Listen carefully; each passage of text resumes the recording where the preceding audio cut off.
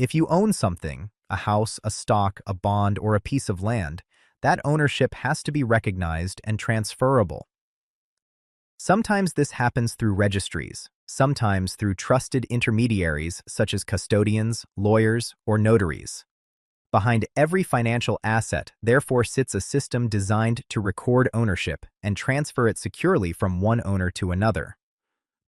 Behind every financial asset, therefore, sits a system designed to record ownership and transfer it securely from one owner to another.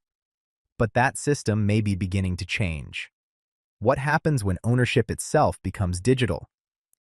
In earlier episodes, we explored how money itself is becoming digital through technologies such as stablecoins and central bank digital currencies. But the digital transformation of finance may not stop with money. Because if money can be represented as digital tokens, then ownership of assets can be represented the same way. And that means the infrastructure of financial markets themselves may be changing. If money can be tokenized, could ownership itself become programmable? To understand asset tokenization, it helps to look at how ownership transfers normally occur. When financial assets are bought or sold, ownership does not move directly between buyers and sellers. Instead, the transaction passes through a network of intermediaries. Brokers execute trades, exchanges match buyers and sellers, clearinghouses confirm transactions and manage counterparty risk, custodians and registries update ownership records. These institutions exist for a simple reason. Financial markets require systems that verify ownership and ensure assets move securely from one owner to another. Behind every trade, therefore, sits a complex infrastructure designed to maintain trust. But what if that infrastructure could be replaced by digital systems that record ownership directly? Asset tokenization represents ownership of an asset as a digital token on a ledger. Each token represents a claim on an underlying asset. That asset could be a stock, a bond, real estate, commodities, or investment funds. Instead of ownership being recorded across multiple institutions, ownership is represented directly through tokens. Transferring the asset simply means transferring the token. The asset itself remains the same. What changes is the infrastructure that moves ownership. If ownership can move as easily as sending a digital message, how might that change financial markets? Tokenization also affects settlement. In traditional financial systems, settlement can take several days.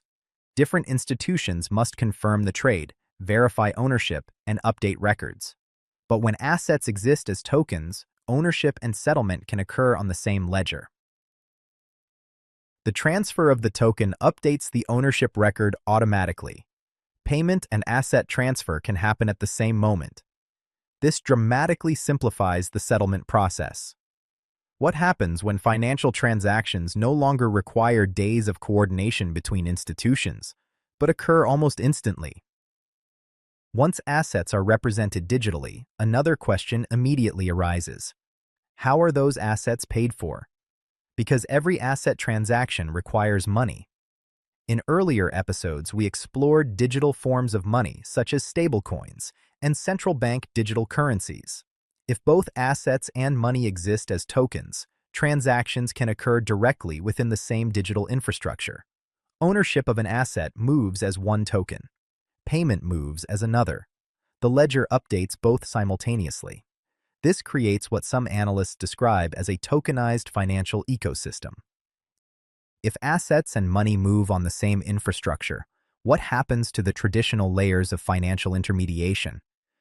Tokenization does more than digitize ownership. It also allows rules governing assets to be embedded directly into the asset itself. In traditional financial systems, these rules are enforced by institutions such as regulators, custodians, or brokers. In tokenized systems, some of those rules can be written directly into the asset. Transfer restrictions can be embedded. Investor eligibility requirements can be verified automatically. Interest payments or dividends can execute automatically. Just as central bank digital currencies introduce the possibility of programmable money, tokenization introduces the possibility of programmable assets.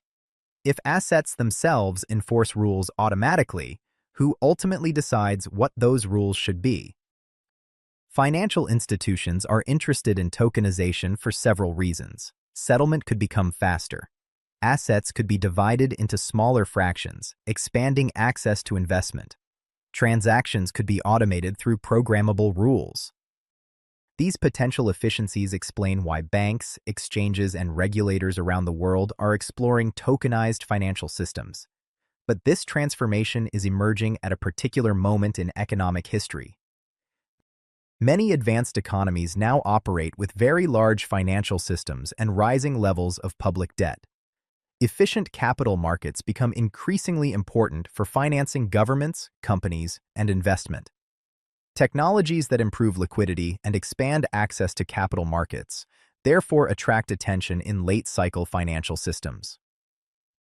Could tokenization become part of the infrastructure that supports increasingly large and complex financial systems? Before we continue, if you think this is valuable, please like. It helps share it with others. Subscribe so we stay informed together. To understand the implications of tokenization, we also need to consider the questions it raises. Governments and financial institutions are exploring how these systems should be regulated and secured, but citizens and investors are also stakeholders. Because when rules governing ownership move into financial infrastructure itself, the design of that infrastructure becomes critically important. History shows that financial systems often evolve in ways that concentrate significant power, and when financial infrastructure becomes programmable, the rules embedded in that infrastructure may influence how assets can be owned, transferred, or restricted in the future. How should societies govern financial systems when the rules themselves are embedded in digital infrastructure? Because tokenization is still developing, several indicators may reveal how the system evolves. Watch for financial institutions issuing tokenized bonds or funds. Watch for governments experimenting with tokenized government debt. Watch for new systems connecting tokenized assets with digital money, such as stablecoins or central bank digital currencies. These developments suggest that financial markets may gradually move toward a more digitally integrated architecture. If ownership, money, and settlement all become digital, what kind of financial system could emerge? In earlier episodes, we explored how money itself may become programmable through technologies like stablecoins and central bank digital currencies. Asset tokenization extends that transformation further. Because once ownership is represented digitally, the rules governing assets can move directly into financial infrastructure itself. The financial system may therefore be moving towards something new, not just digital money, but programmable finance.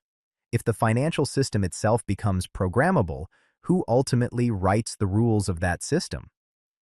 But financial systems do not exist in isolation. In Module 1, we explored how narratives and institutions shape how societies understand complex systems.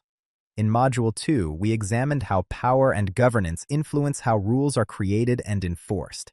And in Module 3, we are exploring the monetary and financial infrastructure through which those rules operate. Tokenization shows how technology may begin embedding some of those rules directly into the financial system itself. What happens when technology itself becomes part of the governance of financial systems? In the next episodes, we turn to the economic ideas that shape how societies think about managing modern economies. Understanding those ideas helps explain why financial systems evolve the way they do. Asset tokenization represents the digitization of ownership itself, potentially transforming how financial markets operate. Asset tokenization is part of TNBC Explainers Module 3, Economy, Money, and Financial Power. Explore the TNBC Explainers course via the YouTube course list, or visit thenextbigcycle.world for the full course overview and background.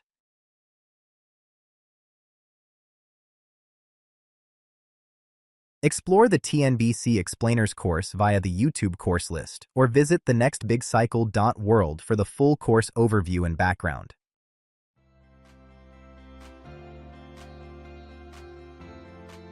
TNBC Explainers is a growing YouTube course. New concepts are added over time.